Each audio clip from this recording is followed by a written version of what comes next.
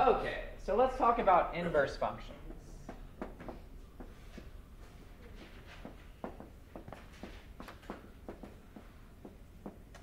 So inverse functions have special properties, and let's take a look at one of these properties right away. Let's say I have one function, f of x equals 2x minus 1. Before you continue, this might be off topic, but does any of this have to do with word problems? With word problems? Well, usually we define how to do stuff, and then later on in the section there will be word problems. Yeah, so, sorry. And g of x equals to x plus 1 over 2. Okay? Now the first thing that I want you guys to do for me is fill in a quick table of values. So here's x. Go ahead and find f of x for 0, 1, and 2 over here.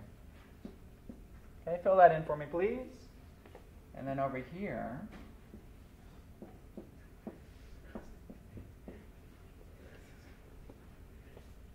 so quickly, when I plug in 0 for x, what do I get here? Negative 1. Everybody with me? 0 times 2 minus 1. If I plug in 1, 1. And if I plug in 2, 3. Everybody agree with that? So these are 3 points on this line, right? 2x minus 1. Now what I want you guys to do is look at the output values, and let's plug those in here. So I want you to plug in negative 1, 1, and 3. So plug that in for that table.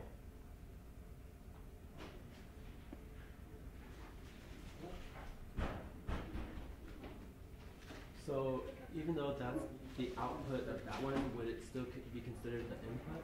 Yeah, it's the input for G. For sure. So tell me what these are. What's the first one? What's the second one? What's the third one? G. Okay? The first thing that you need to know is with inverse functions, this function and this function are inverses of each other. When you have one point over here, you interchange the values, and that point's over here. Okay? So 0, negative 1 is on this graph. Well, then negative 1, 0 is on this graph. Okay? So that's one of the very first properties. 1, 1's on this graph, then 1, 1's on that graph. 2, 3 here, 3, 2 here. Okay? All right, guys. Let's graph both of these lines on the same axis. And I want to illustrate another property of inverses. So 1, 2, 3, 4, 1, 2, 3, 4. Okay, 0, negative 1 right here. 1, 1 right here. 2, 3. Okay? Draw your best line through there that you can. That's f of x. And now let's label and graph g of x. Negative 1, 0 right here. 1, 1 right here. 3, 2. 1, 2, 3, 1, 2 right here. Draw your best line through there. And that's g of x. Okay? Now, another property of inverse functions is if I do a little dotted dashed line here, right through at 45 degrees. So this is the line y equals x. Okay? If you guys can imagine for a second that this was on a big sheet of paper, and I was able to fold this graph along that line, what should happen is these lines should match up perfectly. Is everybody with me on that? Yeah. So if you could imagine at y equals x, the 45-degree angle here, if you could fold along that, your graphs should line up absolutely perfectly. They should touch each other. Okay? And that's another property of inverses.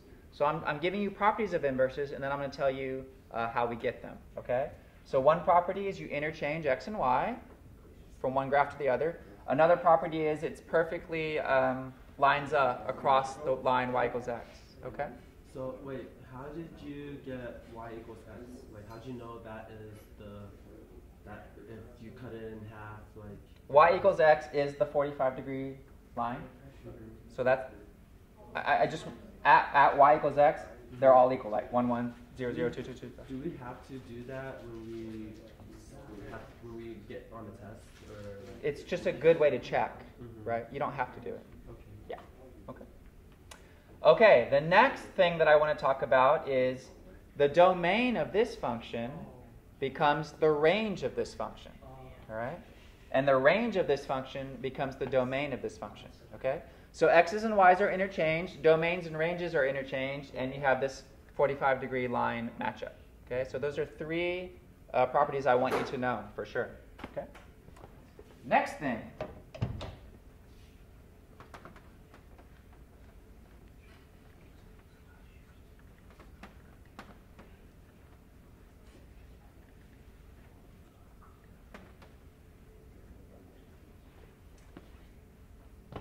Okay. When does a function have an inverse?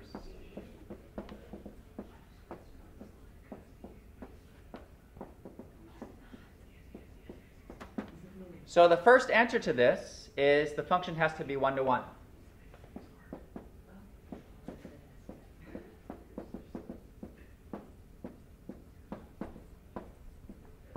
One to 1.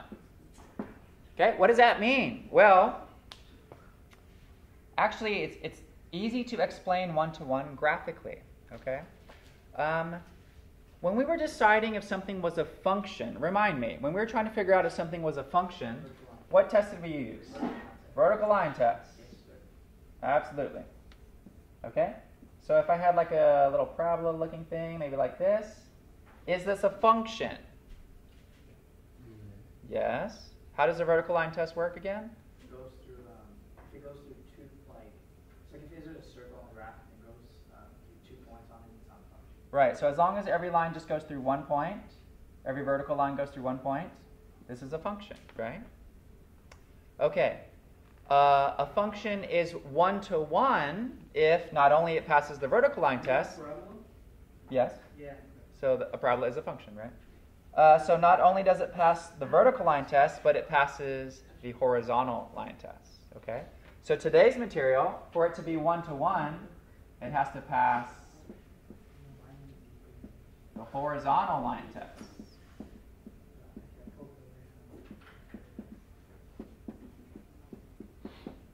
So is this parabola a 1 to 1 function? No, right? Because if I draw a horizontal line, it goes through more than 1 point. Okay? But what if we just restricted it to just this half of the parabola? Would that be a 1 to 1 function? Would that be a 1 to 1 function? Yes. Okay? Because it passes the vertical line and it passes the horizontal line. All right? Now, using just what I've given you so far, if I asked you guys to graph the inverse of that function, could you do it? What's the inverse? That's what we've been doing this whole section.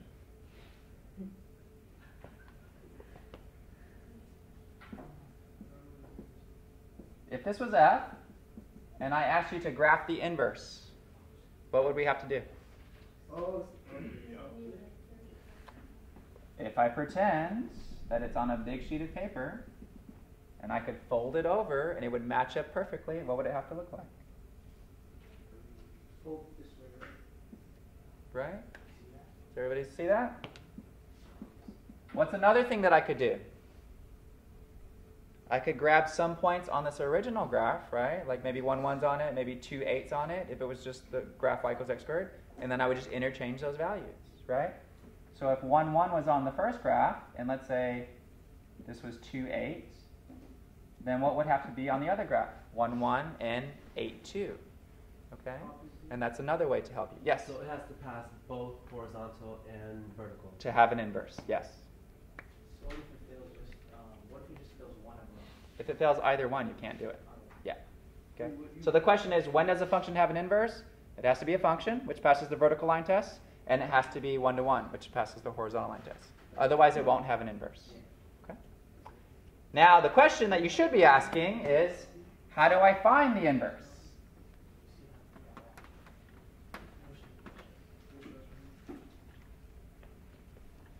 So we know when it exists, but now how do I find it? So how to find Let's do it. Okay? Let's say f of x equals 2x minus 1. Is this a function? Does it pass the vertical line test? And is it one-to-one? Does it pass the horizontal line test? What does y equals 2x minus 1 look like? Remind me. What type of graph is it? Y equals 2x minus 1. What does this look like? It's a line. What's the slope of this line? 2. What's the y-intercept? Right? So we're talking about something like this. Does that pass a vertical line and horizontal line test? Absolutely, right? Almost all lines do. Okay, here's how you actually find the inverse. Step 1, write it as y equals 2x minus 1. Okay? So replace f of x with y. Step 2, what has been happening this whole time with inverses is things are being interchanged, right? So at this point, we're literally going to interchange the variables. So interchange y and x, and that will be your next step. X equals 2y minus 1. Okay? So this is the big step. You interchange the variables, and now you're going to solve for y. Okay? So interchange the variables and solve for y. So how do I solve this equation for y? Add 1 to both sides, and then divide by x. So I have 2y equals x plus 1, and now y equals x plus 1 over 2. Okay? This is my inverse to 2x minus 1. Now the way your book writes inverse or indicates inverse is this. It puts a little -1 next to it. So it looks kind of like f to the -1 power, but that's not what they're saying. This is their notation for this is the inverse. So that is Yeah. In the book.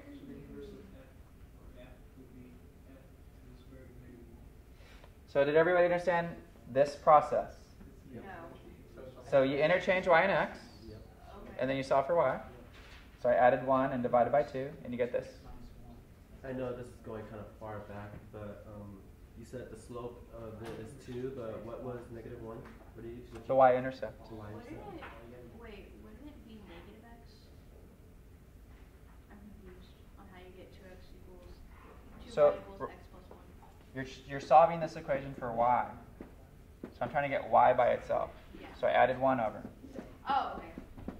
And now I'm dividing by 2. Right? Okay. So that's it? That's it. That's your inverse. So if you can do this couple of steps of algebra, you should be fine. Do you want it written as the one in the book? Yeah, you could write it like this, or you could just put the inverse is x plus 1 over 2. That's fine too. Okay. Okay. Then, the last major property of inverses that we want to talk about is our old friends that we've done before, Fogg and Goff. Oh. Yeah. Yay!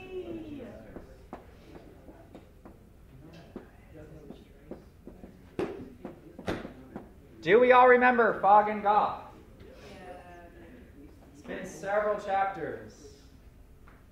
Okay, so remind ourselves, the meaning behind f of g of x. This means you're going to put g of x into the f function. That's what this means, literally. Okay? This one means you're going to put f of x into the g function. Okay? Fogg and Goff. The last property with inverses says this. If f is an inverse of g, then these both end up just equaling to x. Okay? And that's the last property of inverses. Fogg and Goff both come out to just equaling x. Okay? So remember, when we're doing these f of g of x things, I highly recommend copying f and g with just parentheses as an assignment statement. Okay? So let's go back to our original problem. F of x equals 2x minus 1. So please copy this down, which is parentheses, because that's telling you how to put it in. Okay? Then g of x is x plus 1 over 2. So again, what I ideally would have you do is just copy it with parentheses. So when you're asked to find g of anything other than x, you're just going to put it right here. Okay? If you're asked to find f of anything other than x, you're just going to put it right there. That's all it is. If you can memorize that, you're going to be golden. Okay. Here we go. Find f of g of x in this problem. That means f of g of x. So you're going to put g of x into f. But I need to know what g of x is. What is g of x? X plus 1 over 2. So I need f of x plus 1 over 2. Okay, and this is the big step that everybody gets confused on.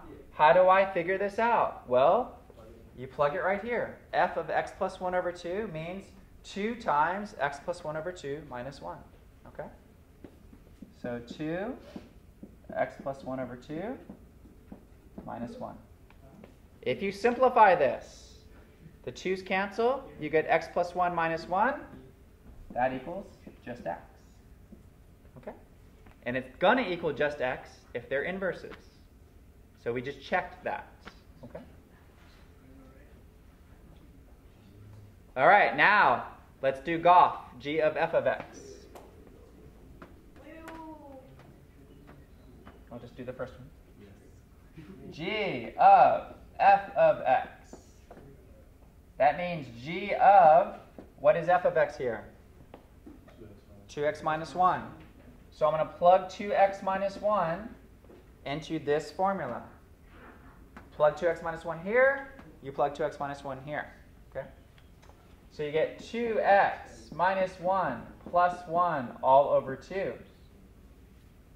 The minus 1 and the plus 1 cancel. The 2x and the 2 cancel. And what's left? Just x. And that's our final property of inverse functions.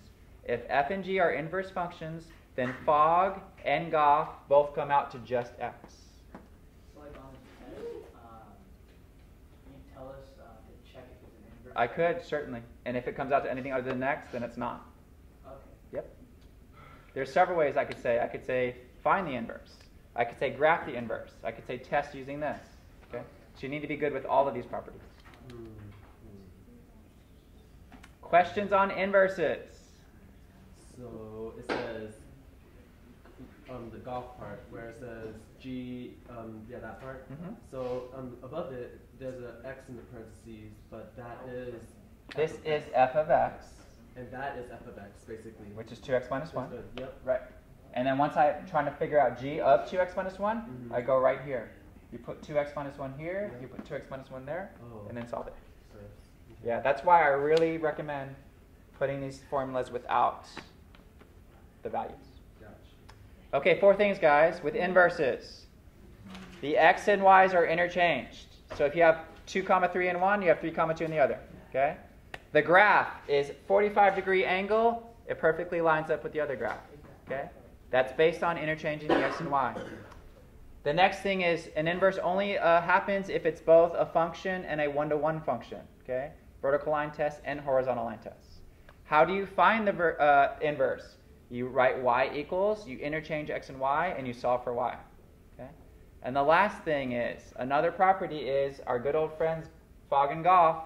If you use both of those, they should come out to just x for inverses. Okay?